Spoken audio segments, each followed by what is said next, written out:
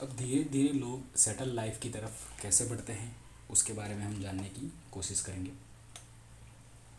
Towards a settle life, archaeologist had found traces of huts और houses at some sites.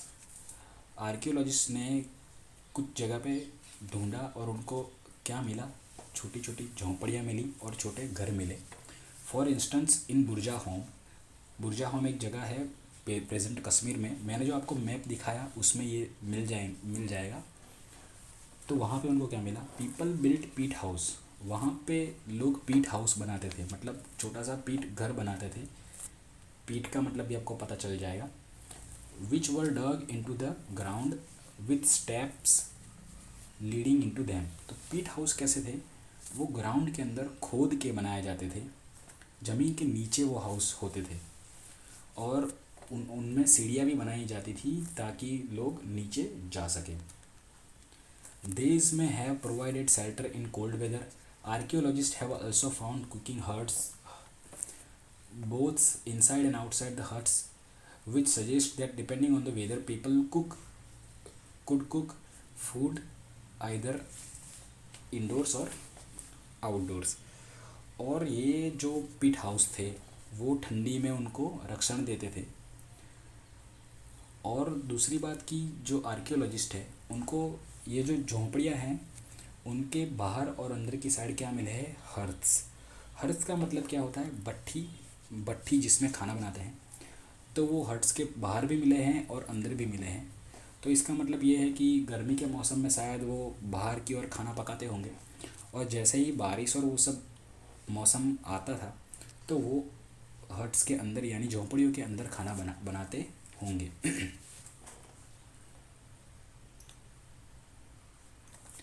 Stone tools have been found from many sites as well. और stone के tools भी बहुत सारी जगह से मिले हैं। Many of these are different from the earlier palaeolithic tools and that is why they are called neolithic. अब जो स्टोन टूल्स मिले हैं वो है पैलियोलिथिक जो टूल्स थे उनसे थोड़े अलग हैं, इसीलिए उसको नियोलिथिक बोला जाता है। These include tools that were polished to give a fine cutting edge, and mortars and pestle used for grinding grains and other plant produce। तो वो जो ये जो नियोलिथिक स्टोन्स हैं वो बहुत ही अच्छे शार्प थे, मतलब बहुत अच्छी पॉलिश करके बनाए जाते थे। और वहाँ पे मोटर्स और पेस्टल भी मिला है, जिससे पता चलता है कि लोग यहाँ पे जो ग्रेन्स है, जो अनाज है उसको ग्रिंडिंग करते होंगे। अब मैं आपको एक मोर्टर और पेस्टल दिखा देता हूँ ताकि आपको पता चल जाए कि मोर्टर और पेस्टल का मतलब क्या होता है। ये रहा मोर्टर और पेस्टल जो राइट साइड में आपको आपके किचन में भी शायद ये मिलता होगा, पर ये पुराने ज़माने का नहीं है, ये तो अभी मैंने फ़ोटो दिखाई है आपको। बट इस तरह का होता है मोर्टर और pistol.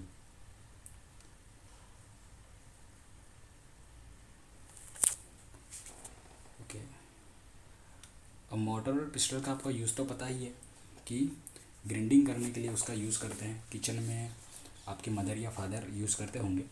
Motors and pestle are used for grinding grains even today several thousand years later. At the same time, tools of Paleolithic types continued to be used and made. And remember, some tools were also made of bone. आज भी हम mortar और pistol का use करते हैं। इतने सालों के बावजूद भी, इतने साल चले गए हैं उसके बावजूद भी हम आज इनका यूज़ करते हैं। और याद रखें कि नियोलिथिक पीरियड के दौरान भी पेलियोलिथिक टाइप के जो स्टोन थे उसका यूज़ होता था। अब देखो ये आपको स्टोन बताए गए हैं जो न्यू स्टोन है, आप देख सकते हो 4 स्टोन दिखाए गए हैं। Many kinds of earthen pots have also been found. These were sometimes decorated and were used for storing things। और बहुत सारे मटके भी मिले हैं जो मिट्टी से बने होते थे और उसको स्टोर करने के लिए यूज़ किया जाता था। People began using pots for cooking food, especially grains like rice, wheat and lentils, that now became an important part of the diet. अब क्या हुआ कि ये जो आपको राइट साइड में एक मटका दिखाया गया है, तो इस प्रकार के जो मटके थे उनको वो यूज़ करते थे किसके लिए? फूड को कुक करने के लिए या फिर फूड को बनाने के लिए। और उसमें ज़्यादातर कैसी चीज़ें बनाई जाती थी? चावल बनाए जाते थे, वीट को पकाया जाता था और मसूर की दाल बनाई जाती थी। और अब धीरे धीरे जो ये चीज़ें हैं, राइस, वीट एंड लेंटिल्स, ये बहुत ही इम्पोर्टेंट पार्ट था किसका? डाइट का। लोगों के खाने का बहुत इम्पोर्टेंट पार्ट था, लोग इसका यूज़ बहुत करते थे। Besides they begin weaving cloth weaving cloth using different kinds of material, for example cotton that could now be grown। और उस टाइम पे क्या हुआ था? अब लोगों ने कॉटन का भी यूज़ करना शुरू कर दिया था और लोग अब कपड़ा बनाना शुरू कर दिए थे। किससे? कॉटन से। Did things change everywhere and all at once? Not quite. In many areas, men and women still continue to hunt and gather food, and elsewhere, people adapted farming and herding slowly over several thousand years. Besides, in some cases, people tried to combine these activities doing different things during different seasons. तो क्या ये जो बदलाव हुए वो एक साथ और एकदम हुए? नहीं। अभी भी कुछ लोग ऐसे थे जो पुरानी जो स्टाइल थी, मतलब जो पुराने लोग जो हंटर और गैदरर्स थे, उसी स्टाइल को अभी भी लोग अपनाए हुए थे। अभी भी लोग फार्मिंग और हर्डिंग पहले की तरह करते थे। अभी भी लोग हंटिंग और गैदरिंग करते थे।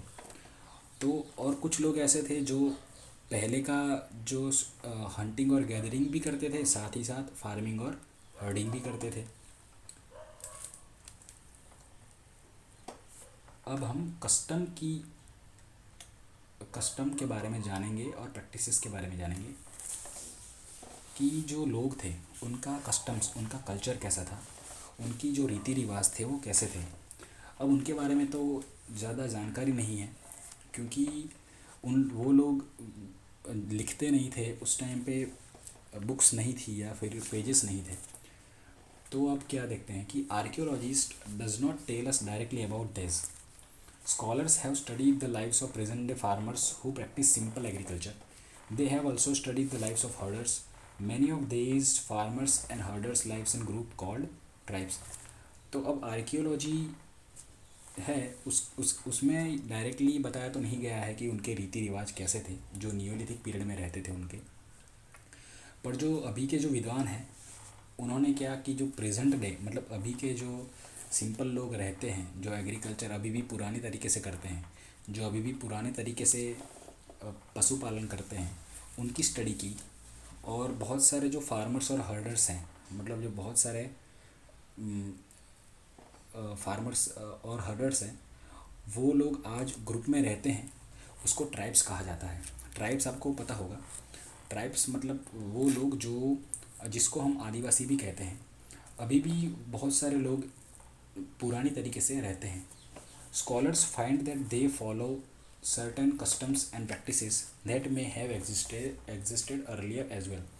और अभी के जो ट्राइब्स हैं या अभी के जो आदिवासी हैं, वो शायद वो बहुत पुराने जो रीति रिवाज है उनको भी आज भी फॉलो करते हैं। तो शायद ऐसा हो सकता है कि वो रीति रिवाज बहुत सालों पहले भी चले हो और आज भी वही के वही रीति रिवाज चल रहे हो। अब हम ट्राइब्स के बारे में जानेंगे कि ट्राइब्स का मतलब क्या है। Tribes usually 2 or 3 generation live together in small settlement और विलेजेस। ज़्यादातर क्या होता है कि 2 से 3 जनरेशन एक साथ रहती है और या तो उनका स्मॉल एरिया होता है, स्मॉल सेटलमेंट, या तो फिर छोटे से विलेज में वो रहते हैं। Most families are related to one another and groups of such families form a tribe. और ऐसी जो फैमिलीज़ होती है उनको मिलाकर एक ट्राइब बनती है। अब देखो tribe, members of a tribe follow occupations such as hunting, gathering, farming, herding and fishing.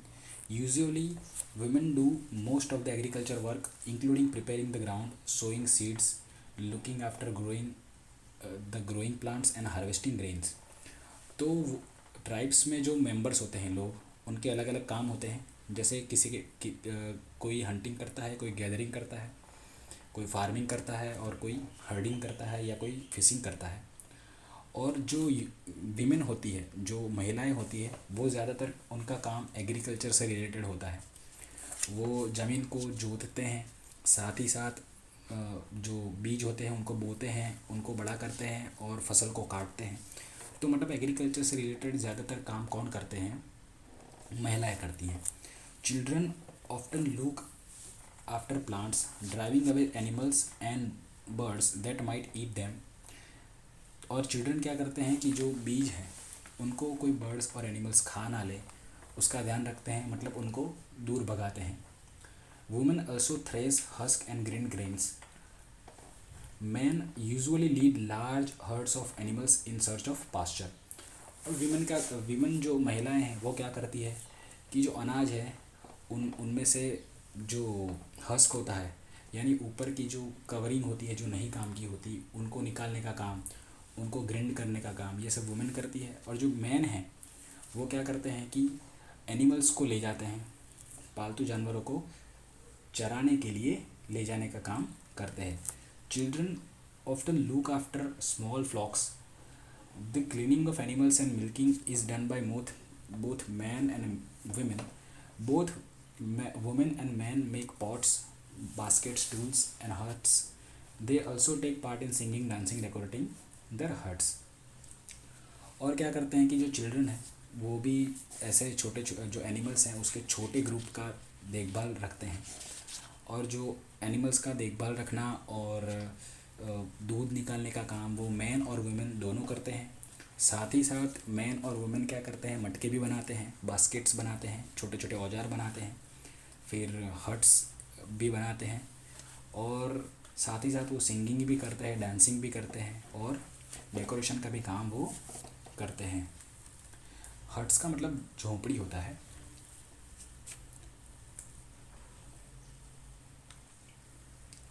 Some men are regarded as leaders. They may be old and experienced or young, brave warriors or priests. Old women are respected for their wisdom and experience. कुछ जो man होते थे, कुछ जो man हैं, जो tribes में man हैं, उनको लीडर माना जाता है। कुछ ऐसे होते हैं कि जो बहुत ही ओल्ड, मतलब बहुत उनकी एज बहुत हो गई हो और उनका एक्सपीरियंस बहुत ज़्यादा हो। कुछ ऐसे भी हैं जो यंग हैं बट बहुत ही अच्छे वॉरियर हैं, मतलब बहुत ही ताकतवर, और उसको बोल सकते हैं कि बहुत बहादुर लोग हैं। कुछ पुरोहित लोग होते हैं, प्रीस्ट्स, तो उनको वो लीडर्स मानते हैं। और जो ओल्ड वुमेन होती है, जो ओल्ड एज वुमेन होती हैं, उनका भी बहुत रिस्पेक्ट होता है ट्राइब्स में, क्योंकि उनके पास एक्सपीरियंस बहुत ज़्यादा है। Tribes have rich and unique cultural traditions, including their own language, music, stories and paintings. They also have their own gods and goddess. जो ट्राइब्स है उनका जो कल्चर है वो बहुत ही रिच होता है और बहुत ही यूनिक होता है, क्योंकि उनकी लैंग्वेज अलग होती है, म्यूज़िक उनकी खुद की है, उनकी खुद की स्टोरीज़ भी है, उनकी खुद की पेंटिंग्स है, और हालांकि और उनके खुद के भगवान भी होते हैं। What makes tribes different from many other societies you will be studying about this is that land, forests, grasslands and water are regarded as the wealth of entire tribe and everybody shares uses this together. There are no sharp differences between rich and poor. अब जो tribes है उसमें फ़र्क, tribes और जो अभी जो सामान्य सोसाइटीज़ हैं, जो अभी हमारे आसपास जो सोसाइटीज़ दिखाई दे रही है, उसमें क्या फ़र्क होता है कि जो ट्राइब्स है उनमें कोई गरीब या कोई अमीर नहीं होता। जो फॉरेस्ट है, जो भी ग्रासलैंड है, जो भी ज़मीन है, वो सबकी होती है। ऐसा नहीं है कि किसी के पास ज़्यादा ज़मीन है, किसी के पास कम ज़मीन है, ऐसा नहीं होता। इसलिए ट्राइब्स में इक्वलिटी बहुत ज़्यादा होती है। अब क्लोज़र लुक देखते हैं मेहरगढ़ के बारे में।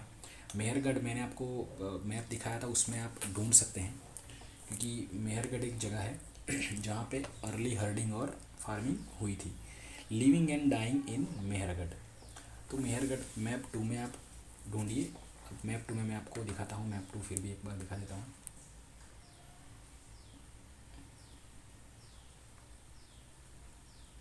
सॉरी, ये मैप टू नहीं है, मैं आपको मैप टू दिखा देता हूँ।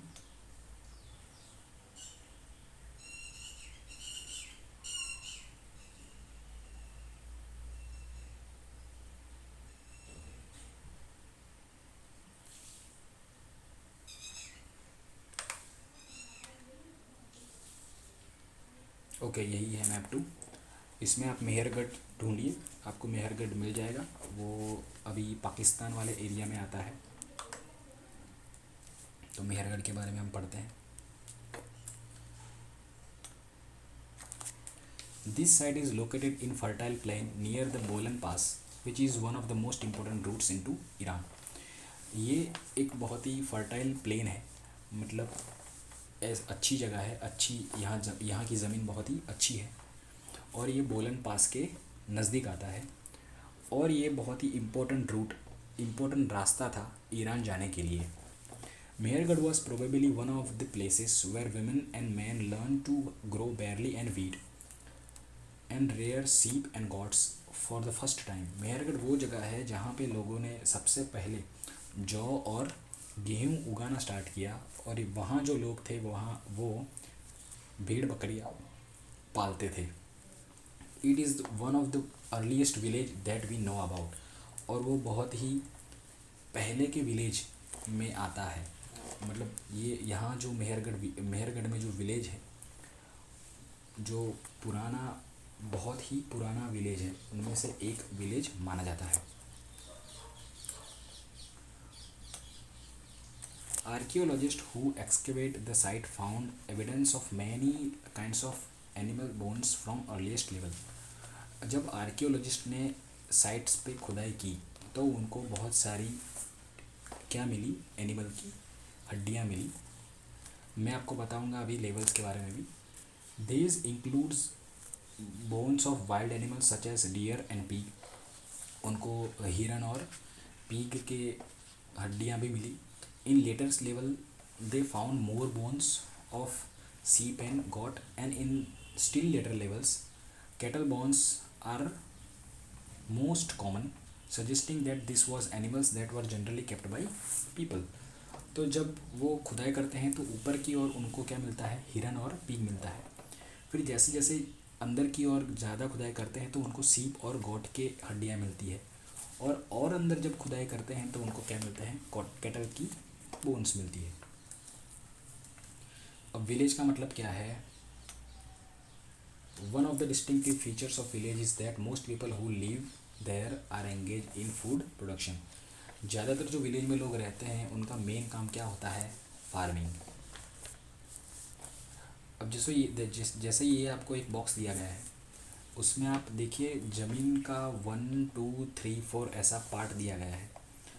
तो हमको पता है कि जो 4th नंबर है वो ज़मीन में सबसे नीचे है, 3 नंबर है वो उसके ऊपर, 2 नंबर उसके ऊपर और 1 नंबर उसके ऊपर। तो जो सबसे पुरानी हड्डियाँ होंगी वो 4 नंबर पे मिलेगी, 4 नंबर के अंदर। उसके ऊपर जो 3 नंबर में मिलेगी वो थोड़ी नई नई हड्डियाँ होंगी 2 नंबर में, और थोड़ी नई, और 1 नंबर में जो अभी हाल ही में कोई एनिमल की डेथ हुई हो तो उनकी हड्डियाँ मिलेगी।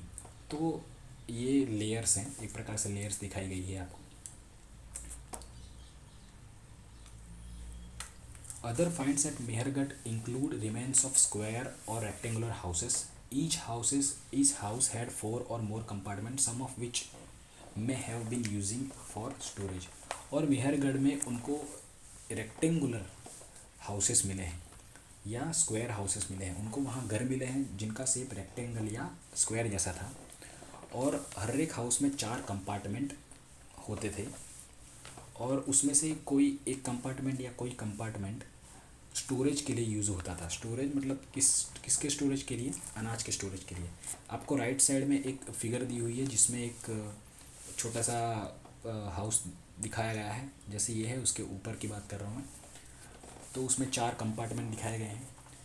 A house in Mehrgarh, this is what a house in Mehrgarh में हैव लुक लाइक। आपको ऊपर जो फिगर दिखाई दी गई है उसमें आप देख सकते हैं कि मेहरगढ़ का हाउस कैसा दिखाई दे रहा होगा।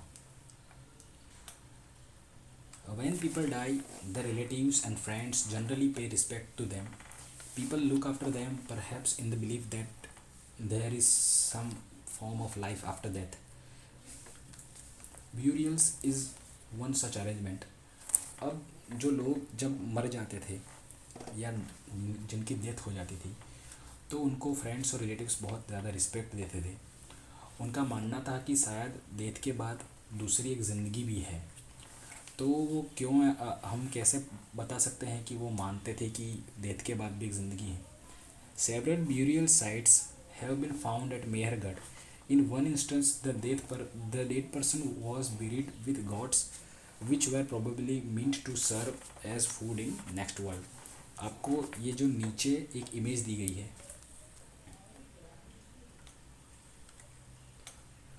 जिसमें एक इंसान की स्केलेटन है और साथ ही दो बकरी की स्केलेटन दिखाई गई है। तो आप इससे पता लगा सकते हैं कि उनको ऐसा लगता होगा कि अगले जन्म में जब ये इंसान जाएगा तब उनको खाने के लिए भेड़ या बकरी जो है वो काम लगेगी। अ क्लोजर लुक दाउजली हेडिंग। अब दाउजली हेडिंग कहाँ है वो नॉर्थ ईस्ट में आप देखना, जो मैप 2 मैंने आपको दिखाया उसमें ही। Find Daojali Hading on map 2। This is a site on the hills near the Brahmaputra valley close to routes leading into China and Myanmar. ये जो दार्जिलिंग हेडिंग है वो ब्रह्मपुत्र वैली के नज़दीक है और इसके आसपास रास्ते हैं जो सीधे चाइना और म्यांमार की ओर जाते हैं। Here stone tools including mortars and pestles have been found. यहाँ भी कुछ औजार मिले हैं जैसे मोटर और pestles. This includes that people were probably growing grain and preparing food from it. तो इससे हम पता लगा सकते हैं कि यहाँ भी लोग अनाज उगाते थे और उनसे खाना पकाते थे। Other finds includes jadeite, a stone that may have been brought from China. Also common are find of tools made of fossil wood, ancient wood that has hardened into stone and pottery। और उनको क्या मिला है, jadeite एक पत्थर है जो China में मिलते हैं, तो वो पत्थर भी यहाँ मिले हैं। और दूसरा भी क्या मिला है कि फॉसिल वुड्स से बनाए हुए टूल्स मिले हैं। फॉसिल वुड का मतलब क्या है, बहुत ही पुरानी लकड़ियाँ जो अभी स्टोन बन गई है। और उनको पॉटरी भी मिलती थी, मतलब मटकियाँ भी मिलती थी। Elsewhere find Turkey in your atlas में आपको दिखाऊंगा, आपको उसमें टर्की ढूंढना है। One of the most famous neolithic sites Catal Huyuk was found in Turkey. Catal Huyuk नाम की एक नियोलिथिक साइट है जो टर्की में मिलती है। Several things were brought from great distance. और बहुत सारी चीज़ें दूर दूर से लाई जाती थी, जैसे फ्लिंट फ्रॉम सीरिया से फ्लिंट लाया जाता था। सीरिया भी आपको ढूंढना है, जो मैं आपको दिखाऊंगा अभी एक इमेज उसमें। और फ्लिंट का मतलब एक चमकदार पत्थर होता था वो। कावरीज फ्रॉम रेड सीज। कावरीज के बारे में भी आपको पता होगा, कावरीज बच्चे खेलते भी हैं, कौड़ियाँ। और सेल्स फ्रॉम मेडिटेरियन सी, और सेल्स मेडिटेरियन सी से लाया जाता था। एंड यूज्ड इन सेटलमेंट, और वो इस जगह पे कैटल हुयूक वाली जगह पे यूज़ होता था। अब सेल्स का मतलब भी आपको पता होगा, वो सीपियाँ जो होती है उसको हम सेल्स कहते हैं। मैं कावरीज और सेल्स की आपको इमेज भी बताऊंगा, तो आप तुरंत पता लगा सकते हैं। Remember there were no carts, most things could have been carried on backs of pack animals such as cattle और बाय पीपल। याद रखिए कि उस टाइम तक, मतलब नियोलिथिक पीरियड में, उस टाइम कार्ट्स नहीं थे। मतलब गाड़ी, जैसे हम बोल सकते हैं कि घोड़ा गाड़ी या फिर बैल गाड़ी, तो जो पीछे वाली जो गाड़ी होती है कार्ट्स, वो नहीं होते थे। उस टाइम तक लोग क्या करते थे कि जो भी एनिमल्स है उसकी पीठ ऊपर ही चीज़ें रख के एक जगह से दूसरी जगह ले जाते थे। अब कुछ important dates. Beginning of domestication. Domestication की बिगिनिंग कब हुई? 12,000 साल पहले। और beginning of settlement at Mehrgarh. Mehrgarh में सेटलमेंट मतलब मेहरगढ़ में कब लोग रहना स्टार्ट कर दिए? 8,000 साल पहले। अब मैं आपको कावरीज और सेल्स दिखा देता हूँ। जैसे ये है कावरीज, ये आपने देखी होगी कावरीज, ये कौड़िया कहा जाता है इसको, छोटे बच्चे इससे खेलते भी हैं। और ये हैं सीपियाँ यानी सेल्स, ये भी आपको पता है।